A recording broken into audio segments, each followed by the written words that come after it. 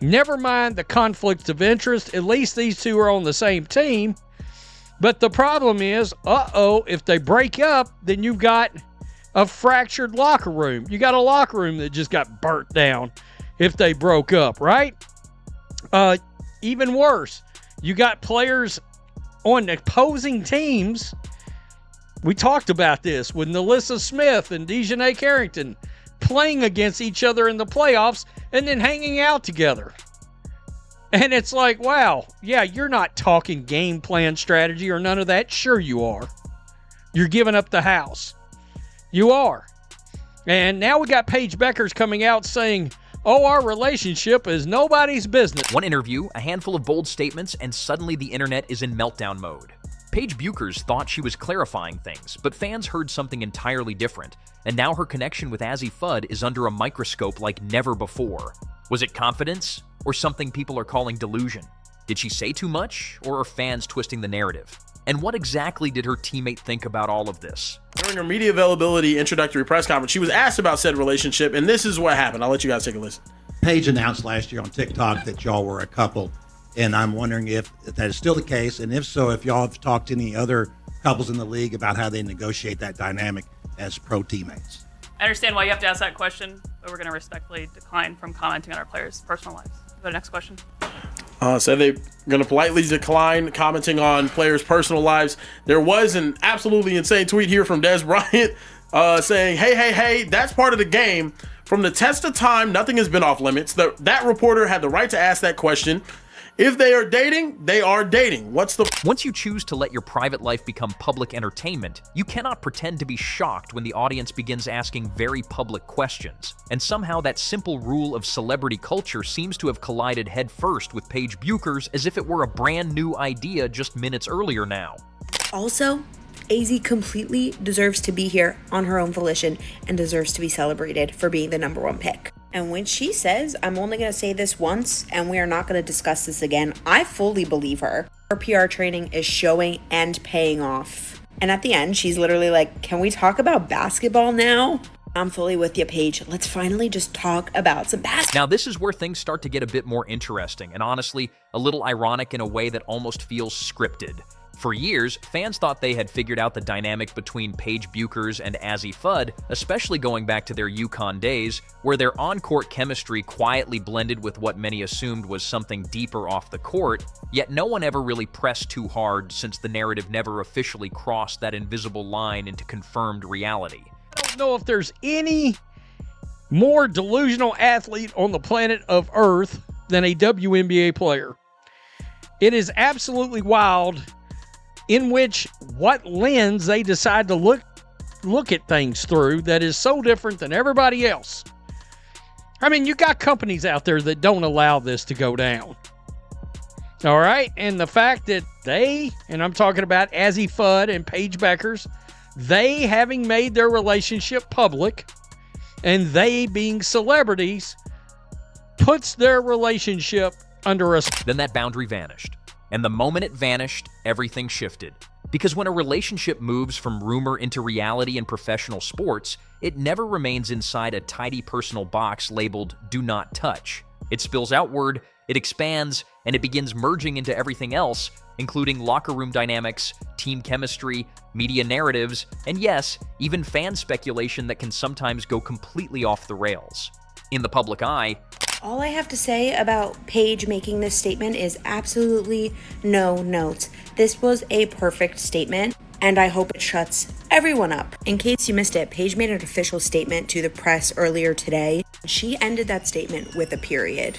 I encourage you to go watch the entire video of her statement because she spoke very eloquently and very directly. There was no hesitation in what she said, and everything she said was succinct. And she said, I'm only saying this one time. She said, our relationship is our business. What we share is ours to decide. We've been doing this a long time, and we are not going to let anything off the court affect our on the court. So when Paige stepped forward and attempted to set a boundary, saying her relationship was no one's concern, it did not come across the way she likely anticipated, because for many watching, it felt less like drawing a line and more like trying to shut a door that had already been removed from its hinges. And that is where the backlash started to build quickly. Because fans were not just reacting to what she said, they were reacting to what they believed she was overlooking, which is the reality of being a professional athlete in a fast-rising league like the WNBA, where visibility becomes currency and attention is both a reward and an overwhelming constant pressure. Paige's argument from her perspective sounded fairly straightforward on the surface. She stressed professionalism, experience, spill into their game. And in an ideal world, that would be enough. But the world of professional sports has never been ideal, and it has certainly never been quiet. Fans immediately shifted toward a completely different concern, and it had nothing to do with emotions or personal judgment at first. It had everything to do with risk and uncertainty involved in it. A lot of people refute this. And when Azzi Fudd was asked about this in her introductory press conference, the Dallas Wings shut that question down immediately and said they would only be talking about basketball questions. There's a lot of debate about that because a lot of journalists say for journalistic integrity, this is a subject that does matter. They do play on a team together. Like what happens? What is the dynamic? What happens if this? What happens if that? I don't think that they're looking at it this way. I think that there is no clarity on whether or not they are dating at this point in time. So Paige Bueckers does speak on it, and she says it will be the last time she... What if everything goes wrong? That question began circulating like a heavy cloud that no one could really ignore, because unlike ordinary relationships away from attention, this situation carries an added complication that feels almost cinematic in how chaotic it could become. These are not simply two people dating in isolation, they are teammates sharing the same locker room, pursuing the same objectives, and depending on the same chemistry to secure victories. Naturally, people began imagining worst-case outcomes. If things go well, everything appears smooth on the surface, and fans may even turn it into a romanticized disagreements between teammates can affect entire seasons, and those situations rarely involve something as personal as a romantic split. So when people say this will not impact performance, some do not interpret it as certainty. They see it as optimism that may be slightly overconfident. Meanwhile, the media angle added another layer of pressure, making everything feel even more intense. When Paige spoke about it, she used a tone that felt final, as if she wanted to close the topic entirely and refocus solely on basketball. She acknowledged the media influence, but also made it clear she would not engage in further discussion about her personal matters going forward in order to keep focus strictly on performance and team responsibilities moving ahead this season only.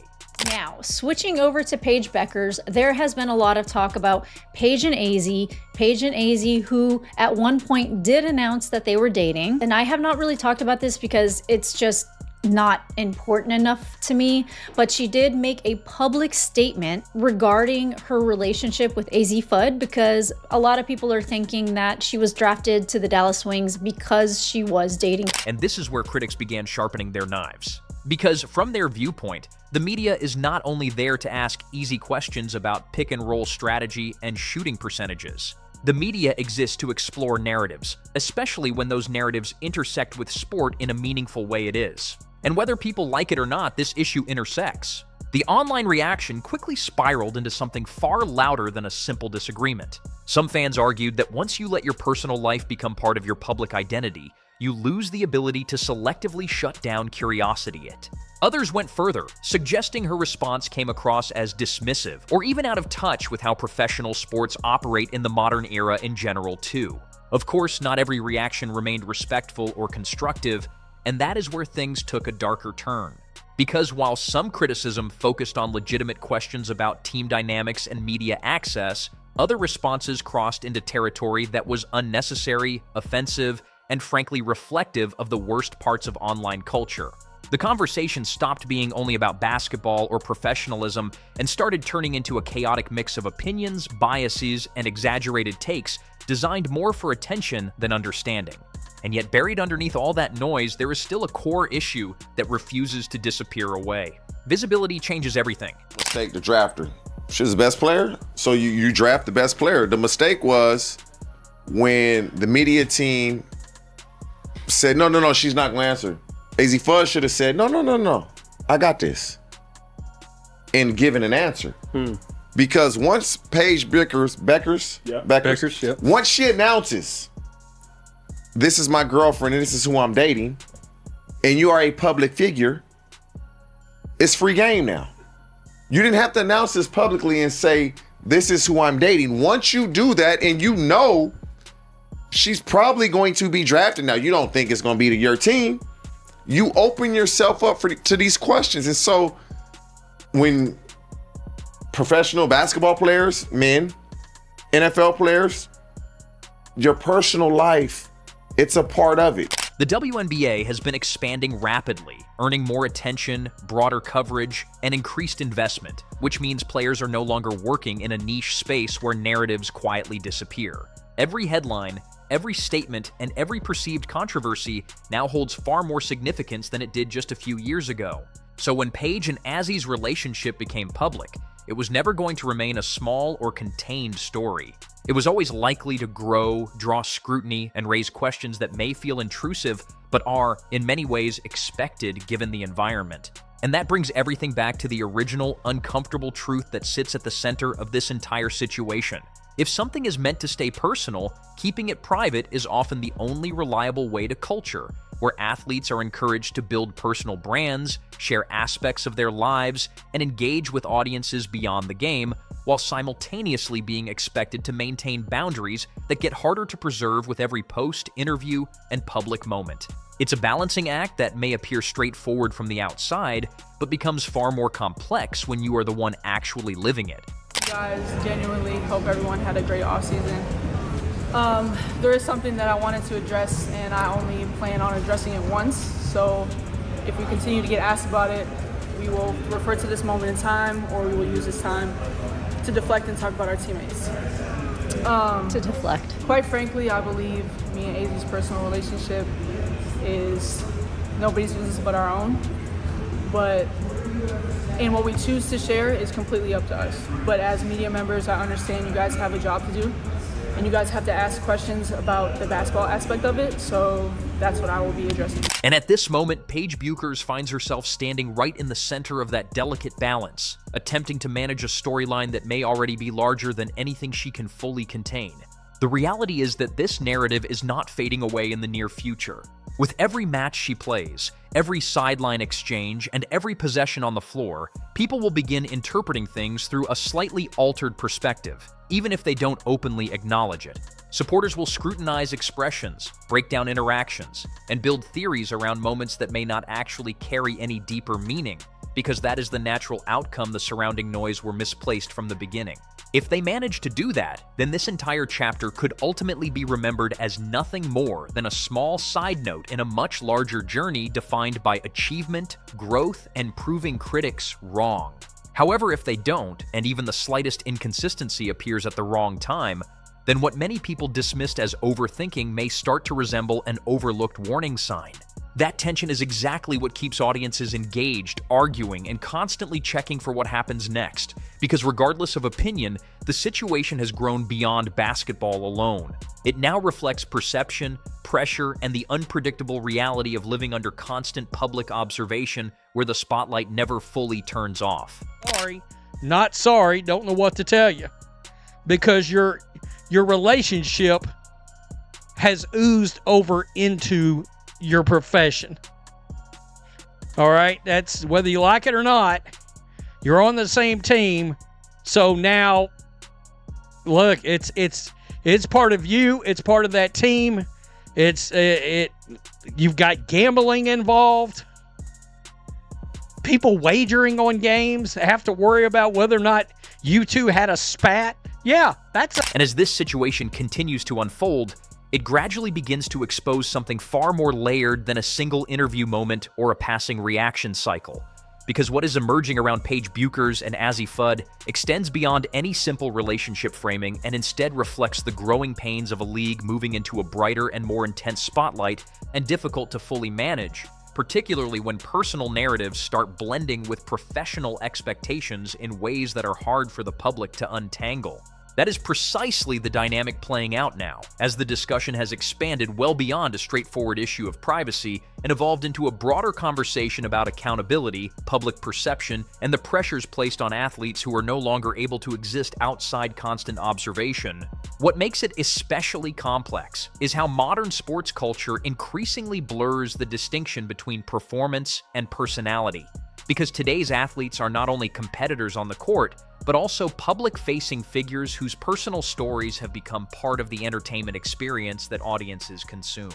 When fans watch the game, they connect emotionally with players beyond plays, so personal events quickly become part of a much broader ongoing narrative. Talking about, what we decide to share and this and that is our business. No, it's everybody's business because fans of yours, teams of yours, everybody, they put y'all together purposely.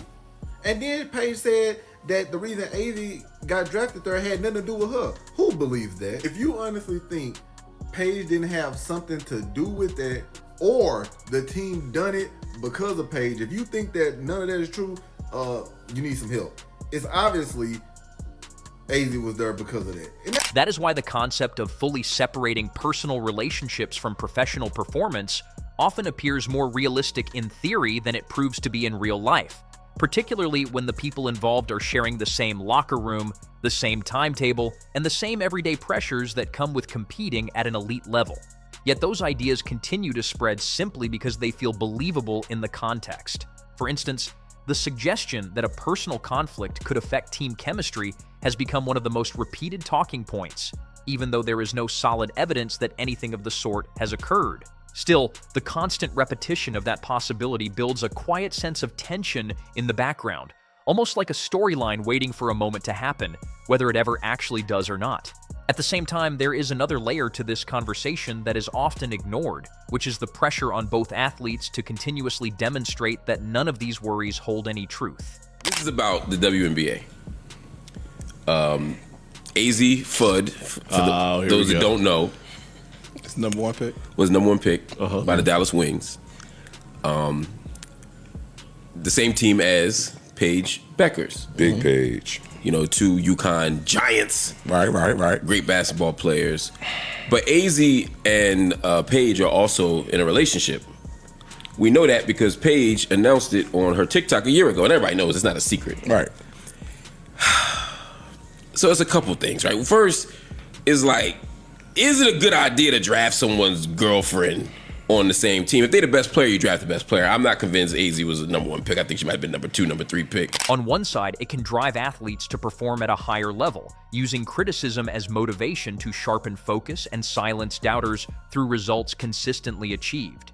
On the other hand, it can produce an environment where every error, every miscommunication, or even each neutral moment becomes magnified and viewed through a lens of suspicion that may not reflect reality at all. And this is where the media's role becomes even more significant in shaping. The media is not only reporting what occurs, but also shaping how it is framed, which then influences how fans respond and what narratives gain momentum ultimately. If Paige Bueckers and Azzi Fudd consistently show strong in the spotlight is not only about visibility, but also vulnerability, because once a story becomes part of public conversation, it evolves in ways that people at the center cannot fully control, no matter the circumstances now. The challenge then becomes not attempting to eliminate that conversation, which is rarely possible, but learning how to exist within it without letting it dictate performance or identity fully. And that is where the true test begins. Until then, the spotlight stays fixed, the conversation continues, and every moment becomes part of a story still being written, one game at a time ongoing narrative.